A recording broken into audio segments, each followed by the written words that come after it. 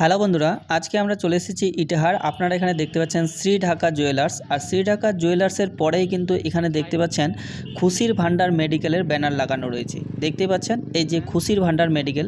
তো আমাদের কিছু এখানে মেডিসিন নেওয়ার ছিল, এই কারণে আমরা কিন্তু যাচ্ছি খুশির ভান্ডার মেডিকেলে। তো খুশির ভান্ডার মেডিকেলটি কে ওপেন করেছে আপনারা নিশ্চয়ই জানেন। তো এই মেডিকেলটি কিন্তু ওপেন করেছে বাপ্পাদা, অর্থাৎ খুশির ভান্ডার ইউটিউবের ওয়ার্নার, এবং ইনি কিন্তু একজন অনেক বড় সমাজসেবিক।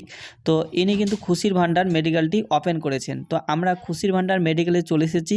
আর আমাদের কিন্তু ভাগ্য খুবই ভালো ছিল। দেখতে পাচ্ছেন বাপ্পাদা কিন্তু নিজেই দোকানে বসেছিলেন। তো বাপ্পাদার সঙ্গে আমরা কিন্তু অনেক গল্প করলাম। দেখা হয়ে গেল। আজকে কতগুলো ভিডিও দেখেছি আপনার, এবং আমি অনেককে বলি যে দাদাটা খুব হেল্প করে। মাকে বলছিলাম, আজকেই বলছিলাম, আজকে অনেক ভিডিও দেখেছি আপনার। রেগুলার দেখাই, তো আজকে মানে অন্যকে দেখাইছি আর কি, মাকে বাবাকে দেখাচ্ছিলাম যে দাদাটা সবাইকে হেল্প করে, পাশে লোকের পাশে দাঁড়ায়। খুব ভালো লাগে, খুব ভালো লাগে আপনার ভিডিও।